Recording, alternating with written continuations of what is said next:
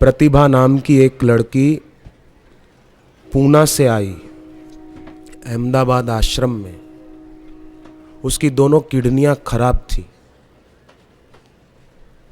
माँ ने कहा कि अहमदाबाद में गुरुदेव के दर्शन भी करना, आयुर्वेदिक औषधि आश्रम से ले आना, वरदादा के फेरे भी फिर के आना। तो उसने परिक्रमा की, दवा लेने जाऊं उसके पहले सोचा चलो गुरुजी के दर्शन कर लूं। तो बैठी, सत्संग सुना। शाम को और निकट से दर्शन करने के लिए दोपहर को खाने भी नहीं गई और जगह रोकने के लिए और आगे आकर बैठ गई। दर्शन किए, शाम को भी सत्संग सुना। फिर हुआ कि अब रात की गाड़ी पकड़ के घर जाना है। तो सोचा कि और एक बार निकट से गुरुजी से बात करने का मौका मिले, नहीं तो निकट से दर्शन तो कर लूं। तो जहां से गुरुजी गाड़ी में बैठकर जाने वाले थे, प्रतिभा वहां रास्ते में खड़ी हो गई। गुरुदेव गाड़ी में बैठकर वहां से निकले, इतने में तो पीछे और भीड़ आ गई। तो इस कन्या को थोड़ा धक्का लगा, वो पीछे हो गई। पर फिर भी जिस तरफ गुरुदेव बैठे थे उस तरफ गाड़ी के दरवाजे को हाथ लगाकर उसने प्रणाम कर लिया। गाड़ी गई, जहां तक गाड़ी दिखती रही वो कन्या हाथ जोड़े गुरुदेव को मन ही मन प्रार्थना करती रही, जैसे सूरदास जी ने प्रार्थना की थी। संत सूरदास किसी भक्त के वहां भजन गाने गए थे। रात हो गई, सब सो गए। सोचा कि अब किसी को तकलीफ क्या देना, अब मैं चला जाता हूं अपने निवास पर। हाथ की लकड़ी जो थी वो टेकते टेकते संत सूरदास जा रहे थे। दिखता तो था नहीं। चलते चलते वो उस राह पर निकल गए कि जहां बीच में कुआं पड़ता था। उसी रास्ते पर चलते जाते तो कुएं में गिरते। मन ही मन भगवान का नाम सुमिरन करते जा रहे थे। भगवान ने बाल रूप में प्रकट होकर सूरदास जी की लाठी पकड़ ली और कहा कि बाबा इधर से नहीं, इधर से आओ, मैं रास्ता दिखाता हूँ। तो उनको संकेत देने लगे। तब सूरदास जी ने सोचा कि इतनी रात को ये कौन है। पूछा कि तुम कौन हो। बोले बस मैं आपका हित चाहता था इसलिए आ गया। कहाँ से आए। बोले मैं कहीं से भी आ सकता हूँ। तुम्हारे माता पिता कौन हैं। बोले चाहे जो हो जाए। तुम्हारा नाम क्या है। बोले चाहे जो रख लो, सभी नाम मेरे हैं। तुम कहाँ रहते हो।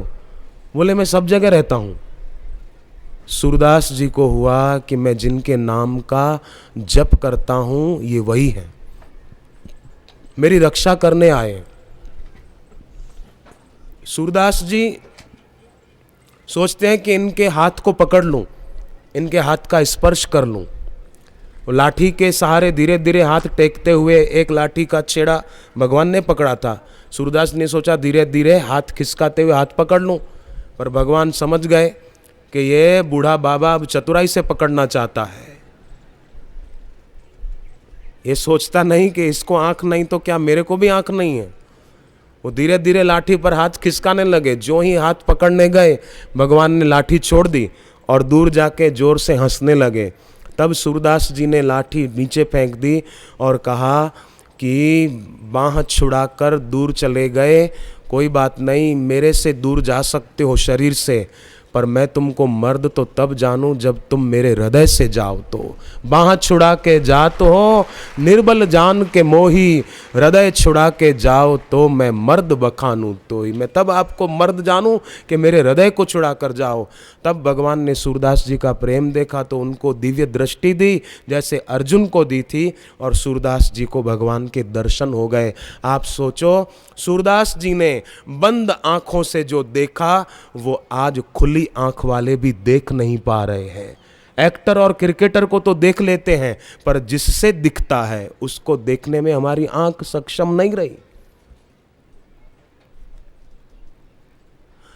टीवी के द्वारा हम दूर का दृश्य देख लेते हैं, इंटरनेट के जरिए हम दूर का दृश्य देख लेते हैं, रेडियो के द्वारा दूर का शब्द सुन लेते हैं, परंतु अपने मन पर और इंद्रियों पर विजय नहीं पाई तो अपने पास में जो बैठा है उसके दिल में क्या चल रहा है ये हम जान नहीं पाते। तो अपने मन पर अपनी इंद्रियों पर विजय पाने के उपाय गुरुदेव ने बताए हैं। एक टक गुरुदेव के चित्र को देखना, श्वास अंदर जाए बाहर आए उसको देखना, मौन रखना, प्राण शक्ति विकसित हो ऐसी साधना करना। मौन रखने से प्राण शक्ति विकसित होती है। 15 दिन में एक बार उपवास करने से प्राण शक्ति विकसित होती है। खाते समय चबा चबा कर खाने से प्राण शक्ति विकसित होती है। टीवी पिक्चर सीरियल से दूर रहो तो प्राण शक्ति विकसित होती है। बैठते समय कमर सीधी रखकर बैठो तो प्राण शक्ति विकसित होती है। सिगरेट पीते हुए अर्धनग्न ये सब चित्र न देखो, अश्लील आदि, तो प्राण शक्ति विकसित होती है। पूर्व या दक्षिण की ओर सिर करके सो तो प्राण शक्ति विकसित होती है। भोजन करते समय उत्तर या पूर्व की ओर मुंह करके खाओ तो प्राण शक्ति विकसित होती है। रात को सोने से पहले पैर गीले न करो, पैर सूखे हों, प्राण शक्ति विकसित होती है। सोते समय बाईं करवट लेकर सो रात को तो प्राण शक्ति विकसित होती है। सत्संग की पुस्तकें पढ़ो तो प्राण शक्ति विकसित होती है। सजातीय लोगों का संग करो, जिनकी भक्ति में रुचि है, साधना में रुचि है, संयम में रुचि है, ऐसों का संग करो, प्राण शक्ति विकसित होती है। पर जिनका चरित्र पवित्र नहीं, जिनकी भक्ति में रुचि नहीं, उनका संग करो तो प्राण शक्ति नष्ट होती है। तो वो कन्या जहां तक गाड़ी दिखती रही, हाथ जोड़े प्रतिभा गुरुजी की गाड़ी को देखती रही।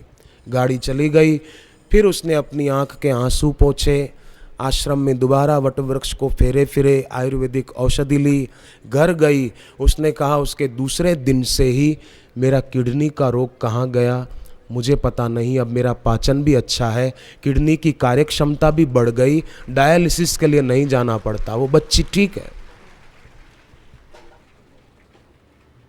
ये बच्ची तो चलो कन्या प्रतिभा अहमदाबाद आई थी, पर एक 4.5 साल की बच्ची की बात मैं आपको बताऊं, अभी तो वो 7-8 साल की हो गई, पर जब वो 4.5 साल मात्र की थी, वो बच्ची अपने माता पिता के साथ अमेरिका के वॉशिंगटन के पास मैरीलैंड है, वॉशिंगटन से 1 घंटे का रास्ता है कार में, मैरीलैंड टाउन, वहाँ पर वो रहती है। मैं उनके घर गया था, तब मुझे इस बात का पता चला। 4.5 साल की थी तब उसको कैंसर हुआ था। तब उसके माता पिता ने दीक्षा भी नहीं ली थी, केवल जहाँ साप्ताहिक सत्संग होता था मैरीलैंड में, वहाँ वो जाते थे, बस वीडियो कैसेट बापू की देखते थे और गुरु की सीख को अपनी सीख बना ली थी। गुरु के सदशिक्षा रूपी सुरमे को अपनी आंख में लगाया था, अपनी दृष्टि को दिव्य बनाया था। तो उस बच्ची के पिताजी वो सूरत आए, वहाँ से बॉम्बे, बॉम्बे से सूरत, आश्रम में आकर दीक्षा ली और आश्रम में जहाँ वटवृक्ष में गुरुदेव ने शक्तिपात किया है उसकी परिक्रमा की और वहाँ से थोड़ी मिट्टी ले ली, कुछ पत्ते ले लिए। अमेरिका पहुंचकर पत्ते कांच की फ्रेम में बढ़वा लिए और मिट्टी मैंने देखी उनके घर में बीच में रखी हुई थी, गुरुदेव की तस्वीर और बड़दादा के वृक्ष के वो पत्ते। वहाँ वो अपनी बच्ची का हाथ पकड़ के रोज फेरे फिरते थे। मैंने भी उस जगह पर फेरे फिरे और आपको सुनकर आश्चर्य लगेगा, वहाँ फेरे फिरते फिरते और उस रज का, उस मिट्टी का तिलक करते करते वो 4.5 साल की बच्ची कैंसर की बीमारी से मुक्त हो गई। आज वो बच्ची 7 के 8 साल की होगी। थोड़े महीने पहले वो भारत भी आए थे बच्ची को लेकर, फिर उसकी माँ ने भी दीक्षा ली। अब वो खूब सेवा करते। हरहि शिष्य धन शोक न हरहि, सो गुरु घोर नरक मह पड़हि। शिष्य का धन तो हर ले, शिष्य की वाहवा तो लूट ले, पर शिष्य का दुख दूर न करे, सो गुरु घोर नरक मह पड़हि। इसलिए मैं आपसे निवेदन करूं, इस राह पर चलकर देखें। दुनिया का बनकर देख लिया, भगवान का बनकर देख जरा। प्रभु भक्ति में कितनी खुशियां हैं, इस राह पर चलकर देख जरा। और जो सच्चे महापुरुष होते हैं ना, वो अपने को भगवान घोषित नहीं करते। जयराम जी की